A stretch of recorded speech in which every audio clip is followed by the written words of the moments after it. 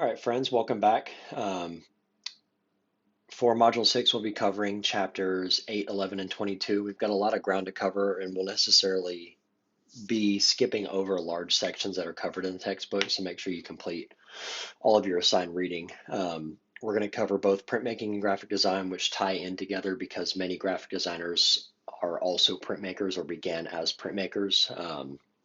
And then we'll look at some of the major art movements at the beginning of the 20th century.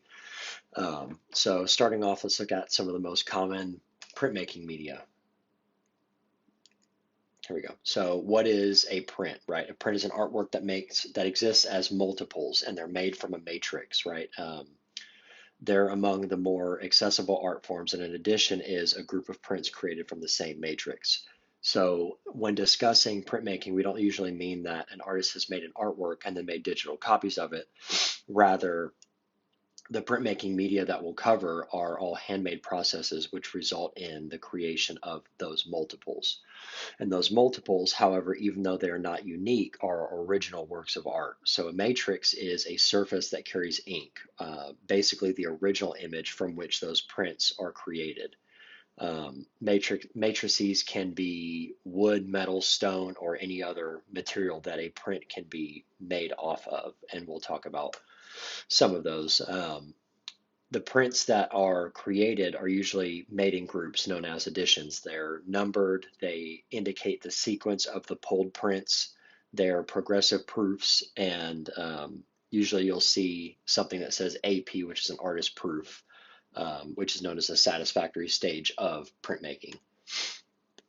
So June Wayne said, "It is a work of art, usually on paper, which has siblings. They all look alike. They were all made at the same time from the same matrix, the same creative impulse, and they are all originals. The fact that there are many of them is irrelevant."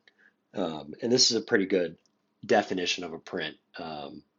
Another artist once said something along the lines that prints are like humans, all the same, but everyone with slight differences, right?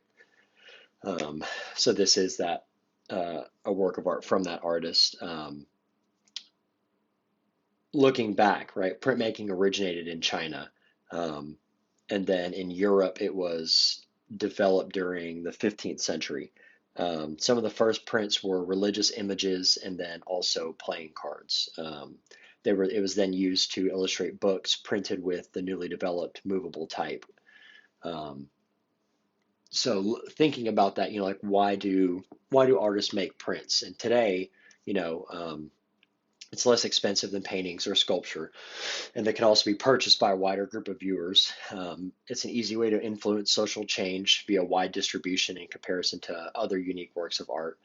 And there's a pretty high fascination with the process and the craft of printmaking in general. Also, another interesting thing to consider is you can make generally you can make more money printmaking versus like painting. So say you're selling a painting for $500 to $1,000, or you're selling hundreds of prints at, $20 to $30 a piece. It's also a much better way to get your work out into the world, where one really invested person can purchase a single painting, whereas other people who might just be interested in the way that the work looks or something about it, more people have access to that work, which is appealing to a lot of makers. So starting off, there's relief printmaking. A relief print resembles, like fingerprints or rubber stamps, or like a wet tire as it treads over, um, the concrete. You'll see the impression of that on the road. Um, in relief printmaking, the artist is creating the matrix by cutting away material. It leaves the design in relief, right? A lot of the common tools you'll see are gouges, knives, chisels, and these are all used to remove material from the matrix. And then that matrix then carries ink that is transferred to the paper. This is another video I have that's also broken. Go figure. All right, so popular versions of relief printing is woodcuts or wood blocks. They lend themselves to bold black and white contrast. It doesn't easily lend itself to color, usually limited to a couple hundred editions due to deteriorating relief edges. So your matrix will start to deteriorate over time. Let's see, is it shifted? Yeah, there we go. So flourished in Japan, right? It really took off when Japanese artists found this, um, specifically in the 17th to 19th centuries. And multiple blocks were used to achieve subtle and highly integrated colors or effects, right? And this was the preferred method of the middle class for making. Um, Subject matter ranged from famous theater actors, landscapes, often erotic images. Hiroshige's Light Rain at Shono used color woodcuts, which is where multiple wood blocks were registered or aligned in perfect precision so that all of the layers would line up with one another as if it was a single piece printed all at once, if that makes sense. Um, so this is an example of two linocuts that would then layer on top of one another to create a full image. So linocut is a matrix made from the linoleum, and it's similar to carving from wood. You're gouging the surface in areas not intended to take ink. It's a softer matrix. There's no grain and can be cut with equal ease in any direction versus fighting against the wood grain when carving in wood. This specific piece, I have special reservations. It has, the even white gouges, and it's a good example of socially conscious printmaking. Um, and this was highlighting the issue of racial segregation, and it was part of a series of dignified images of African Americans. Another example similar to relief is intaglio, often pronounced intaglio, but it's actually pronounced intaglio. These are areas below the surface that hold ink, and it comes from the Italian word to cut into. And within intaglio includes engraving, dry point, and etching, and this requires a printing press due to the amount of pressure required to get the ink to release from the matrix onto the paper. And here's an example. So you can see the process. There's ink daubed onto the surface of your metal plate. Then the surface is wiped clean, and then as you're wiping it clean, the ink that's inside those grooves stays. You have damp paper that presses beneath a roller, and there's generally what are called kiss marks on the page from the actual metal plate.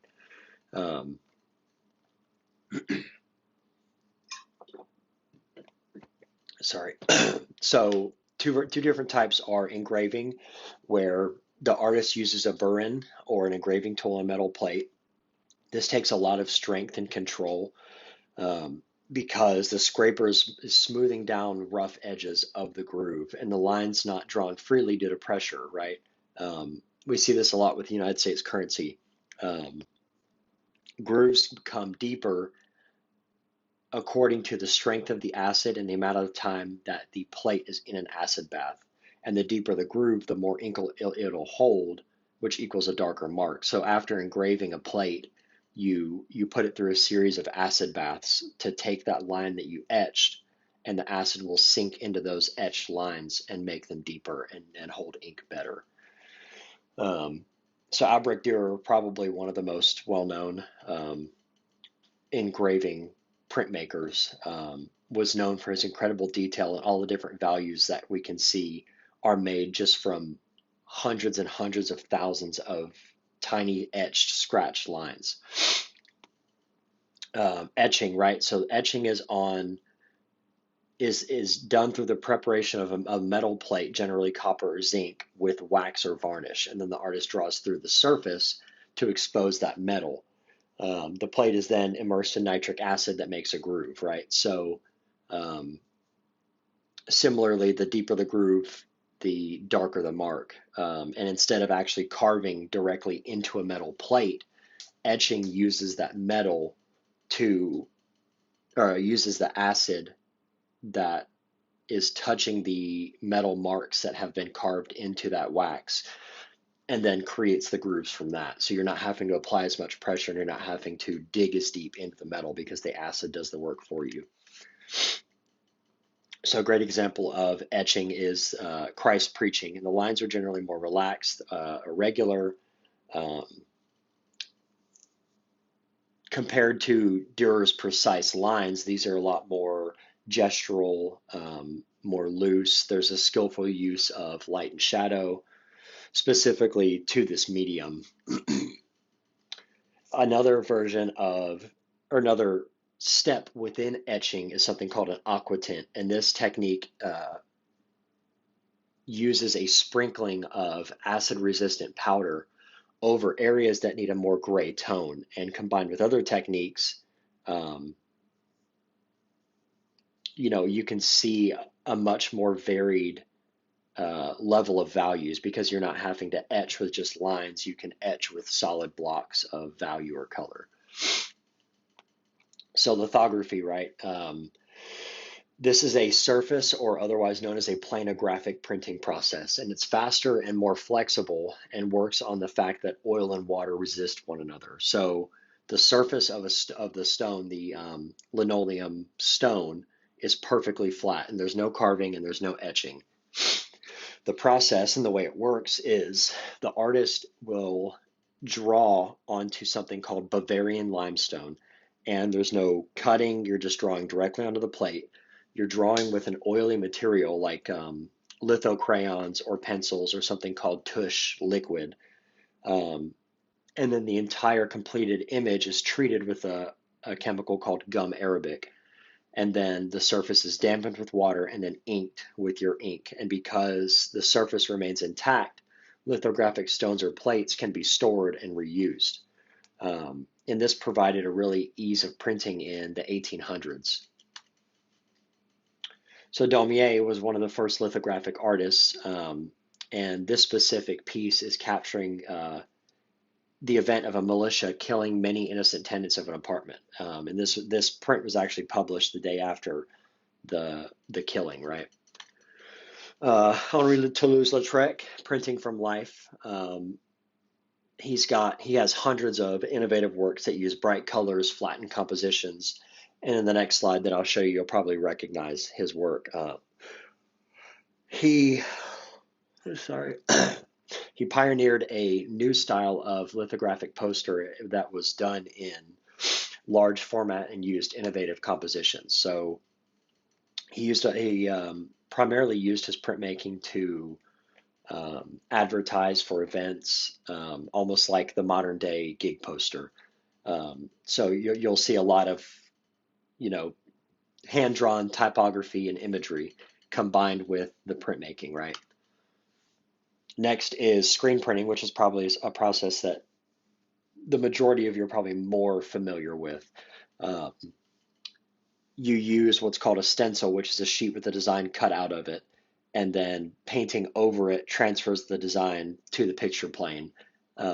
Painting in this case is using ink and a squeegee to spread the ink in a thin layer over what's been cut out of that stencil to transfer only what's been cut out onto the paper or the substrate, right? This is a good way to make multiple works of art really quickly. It's favored by street artists, and with this specific method, shading in any way is not possible. Otherwise known as silk screening, right? Where silk was traditionally used in the screens. Nowadays, we use a synthetic material.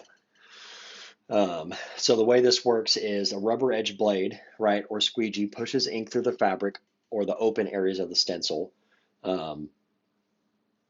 And because of this, you're just getting essentially black or white, so there's no way to get a good amount of like shading or anything. And nowadays we use something called halftones, and this is how we create different values since they can only be made with solid colors and no gradients.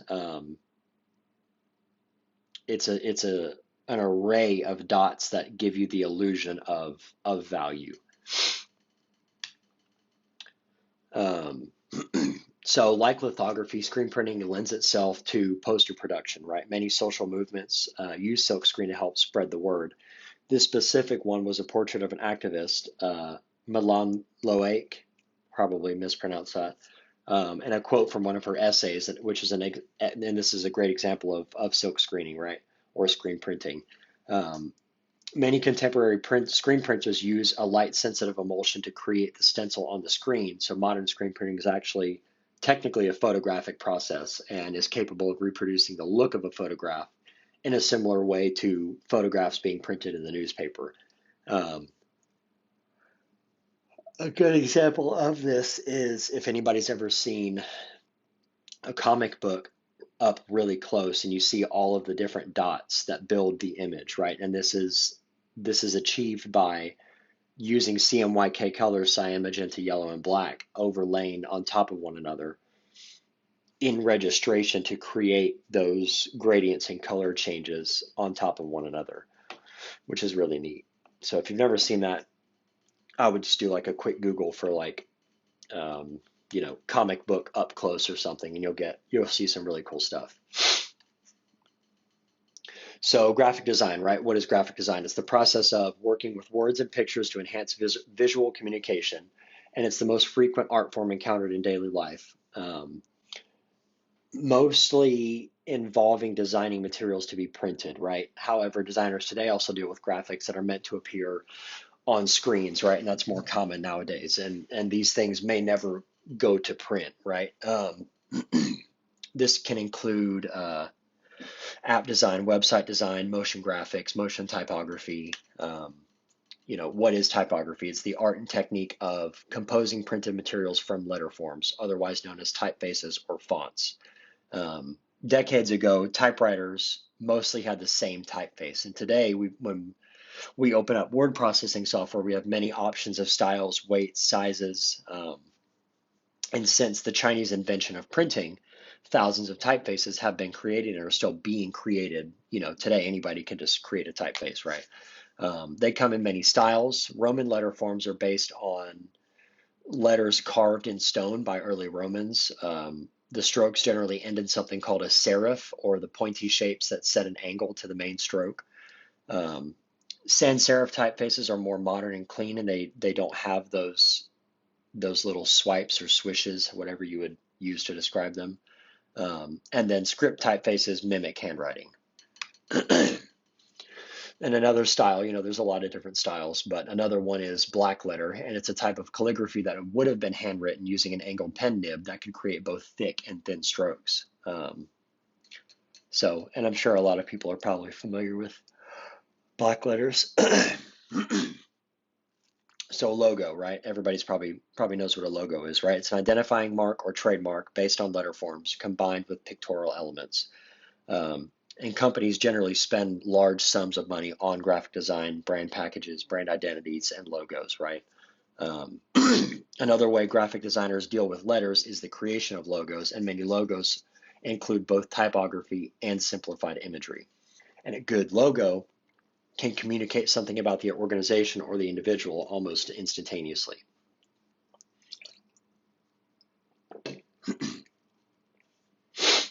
So this logo specifically relies heavily on typography, right?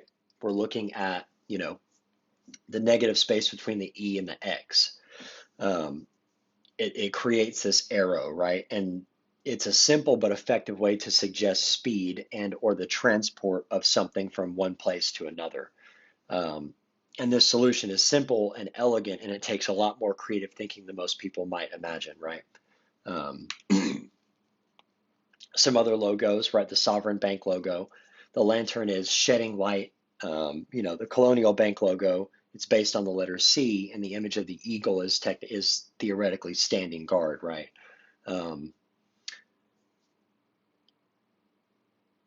A lot of pieces from this artist group, Superflex, they used appropriated logos of failed banks and stripped them of their typography and then they turned them into art pieces. And this is an opportunity for us to examine the symbolism used and what each logo is actually communicating without that typography. Other artists use graphic design in a way that is socially motivated, right? Guerrilla Girls was an anonymous feminist artist collective, and when members appear in public, they would always wear gorilla masks. In protest, they were protesting inadequate representation of women and to some degree minorities in the art world. And this poster is a great example of the way that typography and images work together to make a strong statement. And this is also another example of appropriation, where the female figure here is taken from a famous painting, Le Grand Odalisque, by Jean-Auguste Dominique Ingres. So kind of an interesting way to see all the different elements of graphic design pulled into one, right? This poster specifically is working without communication, right? His designs are meant to inform the public and spur people to action. He uses typography to inform, and in this specific piece there, he's using the negative spaces to suggest that the need for asylum is a worldwide problem. And this is meant to make us empathetic to those who seek asylum. All right, so not all graphic designers are concerned with social issues, right? In fact, many graphic designers make work for various clients rather than for themselves. And most of the graphic design you encounter on a daily basis is geared more towards advertising, like this poster for this television series, Portlandia, right? They're using humor, they're using typography in a way that's informative, but also interesting, right? And I think a lot of you probably can agree that the majority of design you see is for advertisement purposes, right? So shifting gears, right? Early 20th century, during the first decade of the 20th century, Western views of the nature of reality changed rapidly. Designs in psychology, technology, and physics were particularly important. Sigmund Freud issued in the new century with his publication of the Interpretation of Dreams, which emphasized the idea of the subconscious mind. And this was really influential on a lot of artists. In 1903, we had first self-propelled flight, and Curie's isolated the radioactive element radium for the first time. And then we also had Einstein's theory of relativity changed our conception of space-time and substance, right? This was around the time of the Industrial Revolution, where new jobs were drawing people to cities. There were violent revolutions in Russia and Mexico and China, and they all sprang from these different class tensions, right? We were getting, better vaccines and helped public health that led to a longer life expectancy. And artists specifically, including Wassily Kandinsky, were inspired by these scientific discoveries, and Kandinsky was deeply affected by the discovery of those subatomic particles, right? And that directly influenced his work. So art in the 20th century stemmed from these revolutions in thinking and in seeing, and 20th century art mirrored those rapid discoveries that were taking place in science. Fauvism specifically was an early 20th century art movement, and Henri Matisse was the leader of the Fauves, as they were known. His work shocked the public, right? They grew from Impressionist and Post-Impressionist art and were inspired by expressive color, like inspired by Gauguin and Van Gogh, right?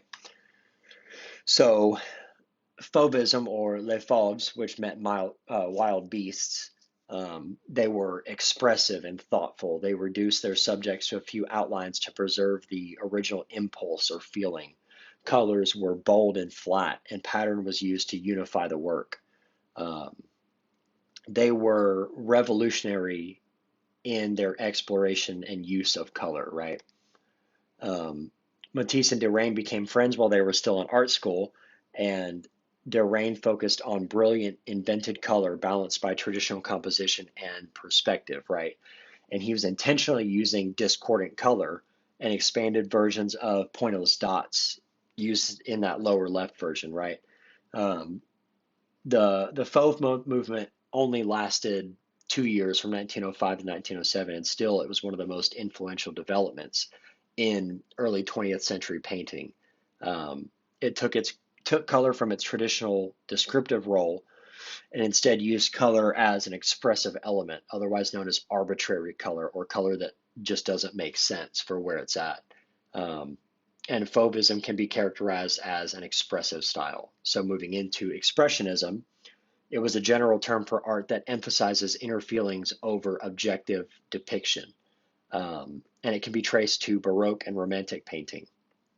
In German Expressionism, there were themes of natural life, sorrow, passion, and spirituality, right? Remember that Baroque art was all about drama and theater, and the Romantic paintings of Delacroix used techniques similar to those in Baroque painting, like diagonals, dramatic lighting, and these were used to create melodramatic scenes. Expressionism also has roots in the expressive and post-impressionist paintings of Van Gogh. And like I said, German Expressionism, right? It was vivid, often used angular simplifications of objects. There were dramatic color contrasts. Um, they were compelled to address human condition. They focused on natural life, sorrow, passion, spirituality, mysticism. Um, you know, Kirchner himself was a founder of the Bridge, which was the one of the expressionist groups. And he expressed raw emotion similar to Munch and incorporated Cubism, African sculpture, and German Gothic qualities. And he used a lot of dissonant colors and crude brushwork, which was angular and used this simplified abstraction of subjects, similar to Cubism, where we see a lot of like elongated figures. So back to Kandinsky, he was the leader of the other expressionist group, otherwise known as the Blue Rider group, and he hoped to lead viewers towards spiritual rejuvenation through introspection. And he hoped to use art to turn people away from false values. This specific piece, Blue Mountain, used a choir of colors, right? And here, subject matter is secondary to the arrangement of visual elements. So there's less of a focus on what's actually being seen, but the utilization of colors and elements within the piece.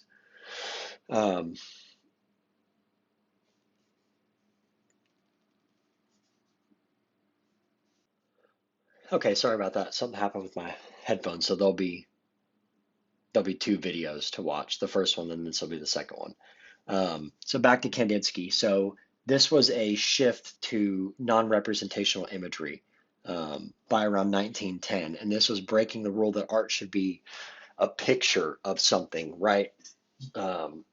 Kandinsky then became this mystical figure where art was this response to inner necessity and spirituality, and he was interested in the relationship between visual composition and music, specifically rhythms, melodies, and harmonies. Revolutions in non-representation was highly influential on the development of later styles that came after Kandinsky. Like Cubism, right, was pioneered by Spanish artist Pablo Picasso and French artist Georges Braque, right? Another hugely influential movement from the 20th century, and because of its wide influence on art and architecture, Cubism has become part of the visuals of our daily lives, whether we realize it or not. Cubists are revolutionary in their exploration of shape and form. So Pablo Picasso, right? This specific piece, Les Demoiselles d'Avignon, was a breakthrough painting, and it used a radical departure from traditional composition, and it was a synthesis of many influences, influenced by African sculpture, also influenced by Cézanne's faceted reconstructions of nature. It used fractured, flattened, angular, and simplified figures. And there was this merging of figure and ground, where on the right side of the composition, Notice how the blue background seems to be on the same plane as the figures in the foreground. He made the initial breakthrough in Cubism, and George Braque did more to develop the vocabulary of Cubism. So comparing Cezanne's landscape on the left with Braque's composition on the right, the shapes define forms that pile up in a shallow and ambiguous space. They explored formal structure without emotional distractions of color. And they showed objects from the mind's perspective. And the work on the right is where Cubism got its name. When Matisse saw this painting, he dismissed it as nothing but a bunch of little cubes. From 1908 to 1914, Picasso and Braque were jointly responsible for the invention and development of Cubism, where Matisse and the Faubes were experimenting with color. And at first, the Cubists worked in relatively neutral tones, and they were more concerned with the formal structure of this style that they were developing. And Cubism can be separated into two phases, analytical and synthetic. So analytical Cubism analyzed subjects from various angles, and then they painted abstract geometric references. And this is an exploration of how we see by building up a mental image through brief glances at a subject rather than a long, centered look. And this way of painting is more about the experience of the mind than what the subject actually looks like.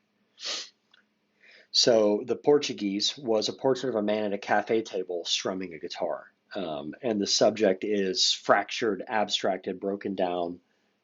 There's a shallow, flattened pictorial space. And when compared to an expressionist painting, this is a rational, formal way of working. And this is more about the exploration of form and using natural objects as a jumping off point for interesting abstract compositions rather than the emotional expression of the Faubes or expressionist painters. And then there was synthetic cubism, which added color, texture, pattern. The background is made equally important to the foreground, and it was used by combining bits and pieces of materials.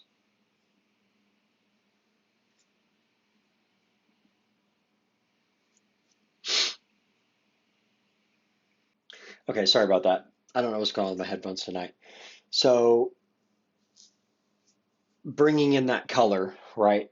We see a lot of collage or paper colle in French, right? And this was printed images pasted onto paper. Here we're seeing, a violin, the fruit, the wine glass, and the newspaper, rather than being a painted representation of newspaper, was just an actual newspaper pasted onto the composition. And the traditional still life subject, instead of painting the fruit, Picasso cut out images of fruit and then pasted them into the collage. So synthetic cubism was not limited to two-dimensional collage. Picasso's guitar was assembled using sheet metal, and the work began as a dominant trend towards sculptural construction.